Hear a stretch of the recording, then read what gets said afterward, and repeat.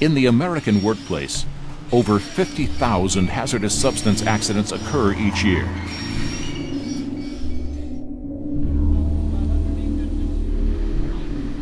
Over 10,000 American workers suffer from exposure to hazardous substances.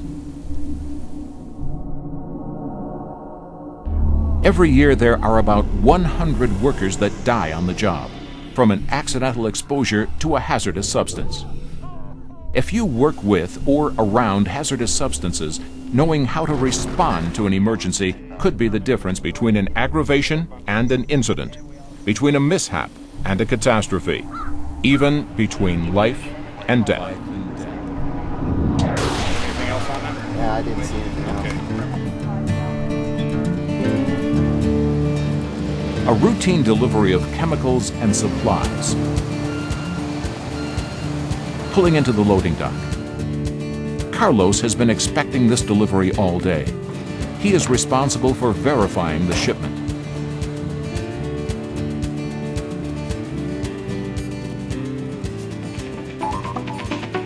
This same driver, Ralph, and his truck have been making these deliveries for the past few years without a hitch.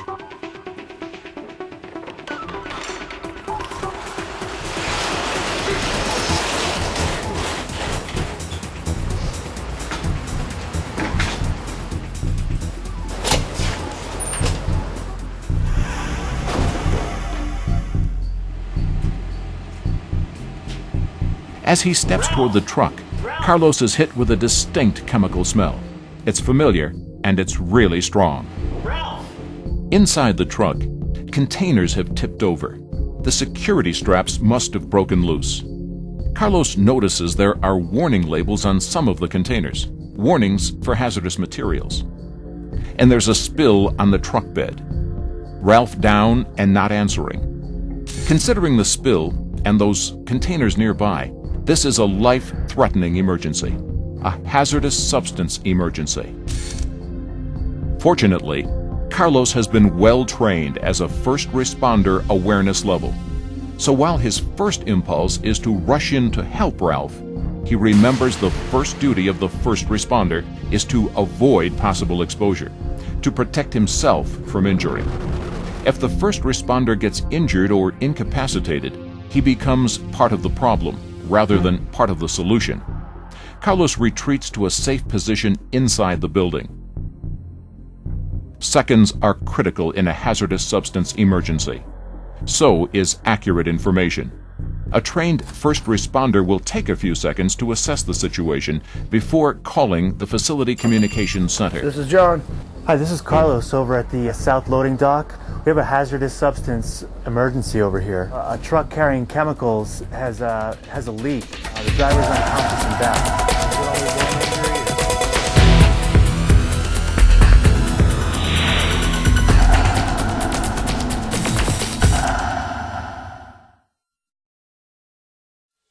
In a conventional emergency, such as if Ralph had tripped and hit his head, Carlos would have moved in quickly to render aid.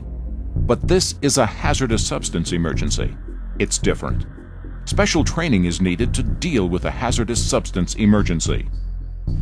OSHA, the Occupational Safety and Health Administration, recognizes 5 functional levels of training for emergency responders in a hazardous substance incident. From his training as a first responder, Carlos knows he is not qualified or equipped to take direct action in an accident like this one. His duty as a first responder is to trigger a preset response protocol, but not to take direct action. The actual rescue, containment, and cleanup are done by trained hazmat technicians and specialists.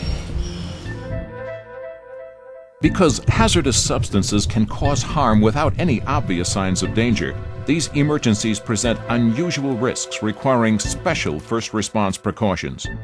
Quickly recognizing these risks can speed response and even save lives. With an ongoing spill, and possibly a life in the balance, the first priority for the responder is to contact the facility emergency response dispatcher quickly. But before making a call, it's important to take a few seconds, just a few, to observe the scene and collect the facts necessary to accurately report the situation. On the dock, Carlos reacted to a strong, distinctive smell. The senses can often detect the presence of a hazardous substance. The other clear indicator of risk was Ralph, down in the truck, apparently unconscious. Injury and even death are often very real risks in a hazardous substance emergency. There are 4 ways that hazardous substances can enter the human body: inhalation, ingestion or swallowing, by penetration, through the eyes or punctures in the skin, or by absorption resulting from direct contact with unprotected skin. Carlos's best guess was that the vapors from the spill got to Ralph. But the vapors didn't get to Carlos, because he was trained to ensure his own safety first. From his position behind the door, Carlos could just make out the placards on the near side of the truck.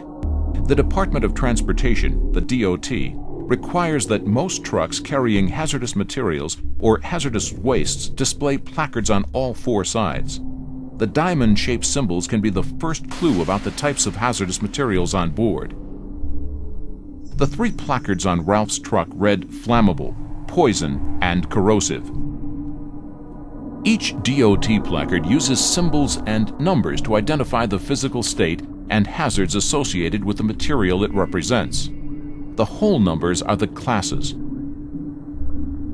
and the decimals are the divisions. Class 1, explosives. Class 2, gases. Class 3, flammable and combustible liquids. The flammable placard told Carlos that the truck was carrying a liquid that is easily ignited. Class 4 materials. Class 5, oxidizers. Class 6, poisonous and infectious materials. There's a poison placard on the truck, so Carlos knew that something in Ralph's truck was toxic. Class 7 indicates radioactive materials. Class 8, corrosives. The corrosive placard on Ralph's truck says there may be acids or caustics inside. Class 9 includes miscellaneous hazardous materials. There is one last placard, the dangerous placard. This placard can be used in place of any other placards when transporting a mixed load of portable containers.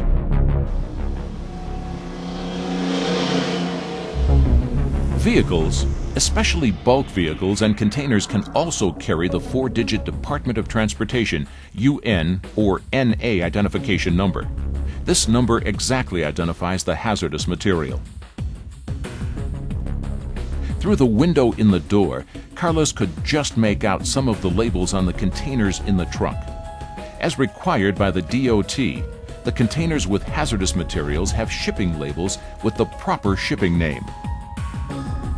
Carlos was too far away to read all the labels, but he could see warning labels that matched with the placards: a black and white corrosive label, a red flammable liquid label, and a black and white poison label. Container labels are very similar to the placards used on a truck's exterior. The same colors, symbols, and numbers are used on the container labels, but sometimes in slightly different arrangements. A vehicle carrying containers of hazardous waste would carry a placard or placards corresponding to the specific hazards of the waste on board. The labels that Carlos could see reinforced what he learned from the placards, but told him nothing new. The most specific source of information for the contents of a vehicle are the shipping papers. When transporting any hazardous materials, the carrier must have a bill of lading, waybill, or other document that identifies the cargo. These documents have detailed information on every material on board, including the identification numbers and information about spill response procedures for the specific material. Unfortunately, Carlos does not have the shipping papers for this shipment. After collecting as much information as he could from the placards and the labels that he could see, Carlos was convinced he had done everything he could to identify the substance. Now it's time to put the facility emergency response plan into action. Every facility that handles hazardous substances must develop its own emergency response plan, tailored to its unique situation. The plan describes the arrangements that are in place at the facility and lists the specific actions that each member of the hazmat response team will take if a hazardous substance emergency occurs. The plan also includes a list of all the hazardous substances likely to be present at the facility. During his training, Carlos read the facility's emergency response plan and learned the relationship between all function levels of the response team. Reading the plan then had seemed like an unnecessary chore, but now he knows exactly how he fits into the overall response process.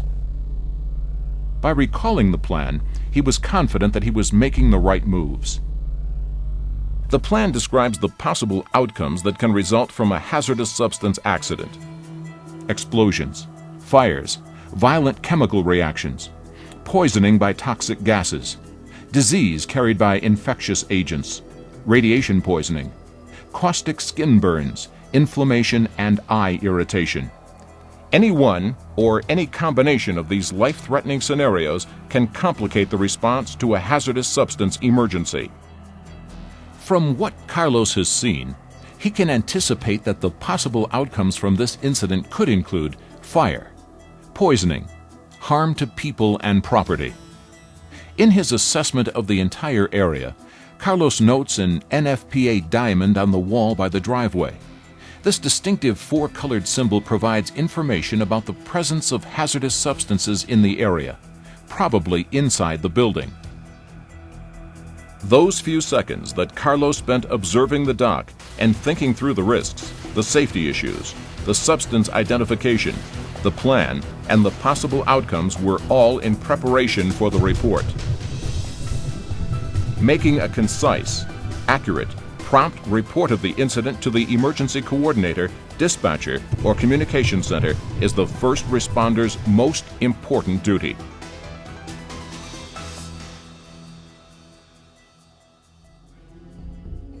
Over the last few seconds, Carlos has assessed the situation, surveyed the site, and compiled the information that will be needed by the response team. His assessment complete, he heads for a phone. The phone in the workroom is close by, but safely away from the spill. The emergency phone number is posted right by the phone. He also knows he can find it in the emergency response plan. He makes the call to notify the facility communications center. He first identifies himself and where he At the is. South Dock. We have a hazardous substance emergency over here. A driver driving a truck carrying chemicals has a leak. The driver is unconscious and back. Is there only one injury? There's no other victims? Yes, Is he still breathing? I couldn't tell from where I was. Are you okay? Have you been exposed? I feel fine. What type of hazardous material is it? I couldn't tell for sure, but the truck is placarded with 3 placards. A flammable class 3, a poison class 6, and a corrosive class 8.